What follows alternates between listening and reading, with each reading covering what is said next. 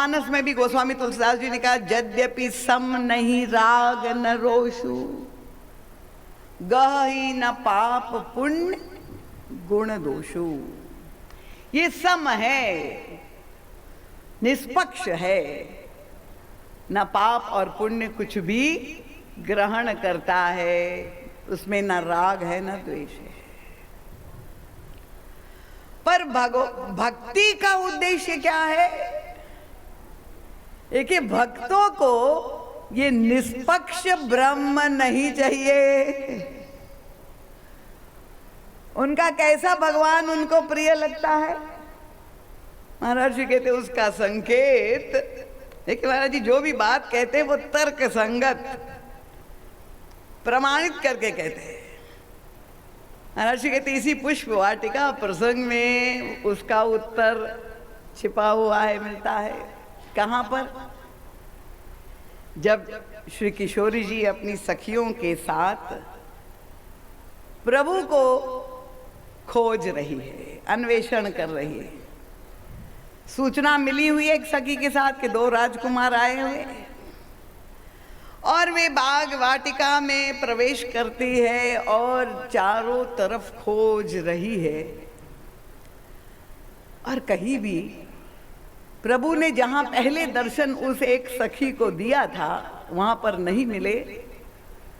श्री किशोरी जी खोज रही, अन्वेषण कर रही है।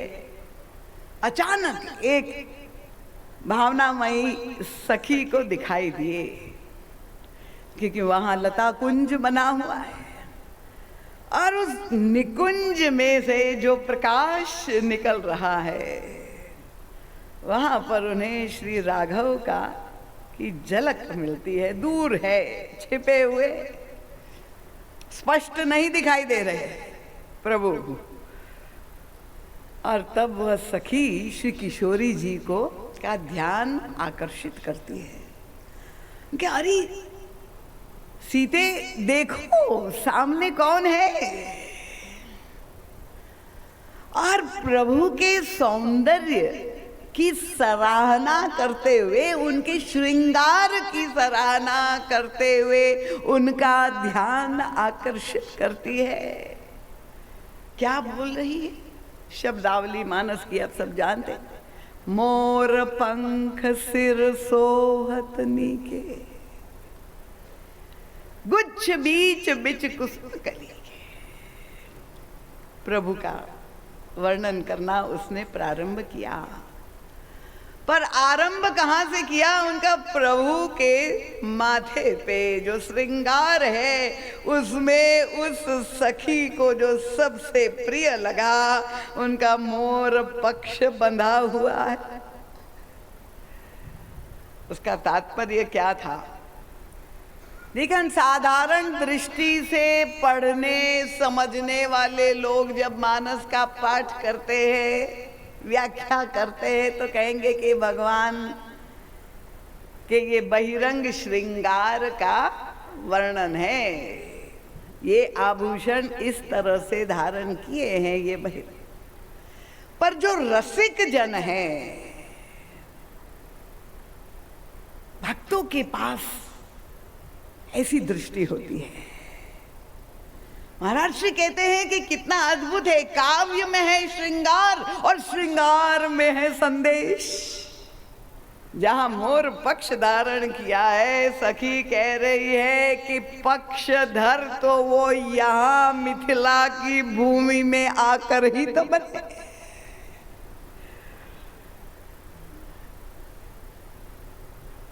और ये अलौकिक संकेत जो ये सखी कह रही है, श्री किशोरी जी तो समझ गई और युग तुलसी समझ गए, और उन्होंने हम सबको ये दिव्य प्रसाद दिया कि भगवान हमारा पक्ष क्यों नहीं लेते हैं। हम भी चाहते हैं ना कि प्रभु हमारा पक्ष ले। मोर का पक्ष प्रभु ने बांध लिया तो हमारा भी पक्ष ले ले। हमारे पक्षधर क्यों नहीं बनते? ये प्रश्न आपके मन में है? आप चाहते हैं कि नहीं? हम तो अक्सर उलाहना ही सुना करते, क्या बताएं प्रभु इतना कठोर, हमारी सुनते ही नहीं। और यही चाहते कि प्रभु हमारे साथ पक्षपात करे। तो महाराज श्री ने कहा उसका उत्तर भी इसी प्रसंग में आपको मिल जाएगा। कहाँ संकेत? ये सारे संदेश महाराज श्री को दिखाई देते हैं कि प्रभु जब वाटिका में गए तो वहां केवल एक पक्षी नहीं था, वहां 5 पक्षी विद्यमान थे। चातक, कोकिल, कीर, चकोरा। गोस्वामी तुलसीदास जी ने सारे पक्षियों का वर्णन किया है।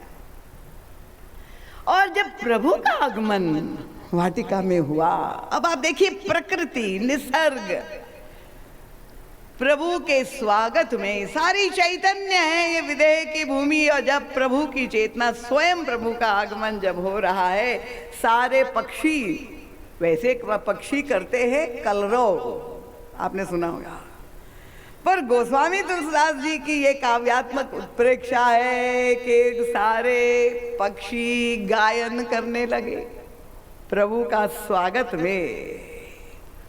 जैसे कोई वाद्य यंत्र बजता हो स्वागत में, नाद ब्रह्म, वो तरह तरह की शहनाई हो, यंत्र बज रहे हो, नादस्वरम हो रहा हो, सारे पक्षी गायन करने लगे। और प्रसन्नता का सूचक है। तो चातक, कोकिल, कीर, चकोर तो ऐसे उत्साह में गाने लगे, पर ये मोर ने जब प्रभु को देखा तो प्रभु को देख करके जो उसकी अंतरात्मा में आनंद हुआ वो छिपा नहीं पाया। ऐसा लाद हुआ कि वो नाच उठा, भूल गया सब कुछ सुध-बुध, और जिस तरह से नाचने लगा प्रभु का दर्शन करके, वो परमानंद उनके हृदय का मुखरित हो रहा है उनके नृत्य के द्वारा। और जब वो नाचने लगा तो नाचते नाचते उसका एक पक्ष गिर गया। उसी पंख को लक्ष्मण जी महाराज ने उठा लिया,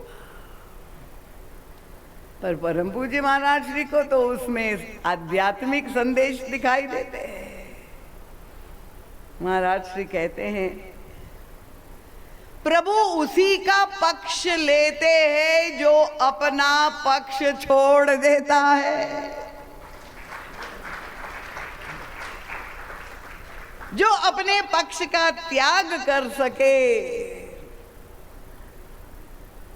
ये आपके मन में आना चाहिए ना प्रश्न कि प्रभु ने चातक का पंख क्यों नहीं बांधा माथे?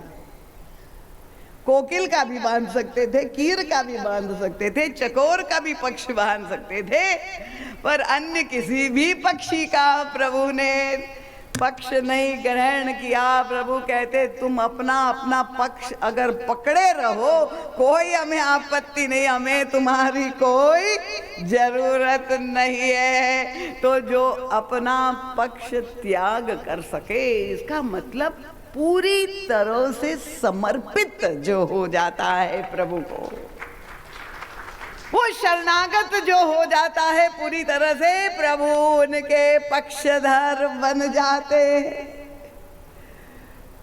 ये रहस्य, ये छोटे से एक शब्द पक्षधरता से परम पूज्य महाराज श्री मंथन करके वह दिव्य रत्न हम सब के जीवन के लिए, परम उपादेय साधकों के लिए ये सूत्र है।